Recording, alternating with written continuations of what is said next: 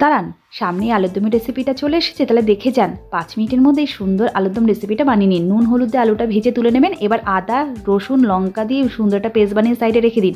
আলুগুলো ভাজা হলে তুলে নিন। ওই তেলে টমেটো রসুন আর দিয়ে দিন পেঁয়াজ আর 1 চামচ চালমগজ আর 5-7টা কাজু বাদাম দিয়ে একটু ভাজা হয়ে গেলে তুলে নিয়ে পেস্ট বানিয়ে রেখে দিন।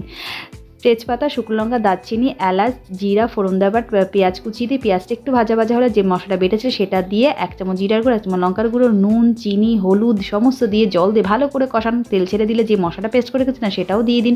আরেকটু ভালো করে কষিয়ে মটরশুঁটি দিয়ে আরেকটু কষিয়ে লবণ দিয়ে ভালো করে কষিয়ে আলুগুলো ছেড়ে দিন। আলুগুলো ছেড়ে ভালো করে কষিয়ে গরম জল দিয়ে ফুটতে দিন।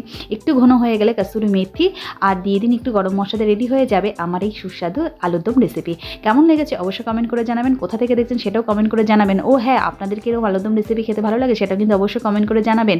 আর বন্ধুরা ভালো লাগে সাবস্ক্রাইবের পাশে। তো আজকের মতন টাটা।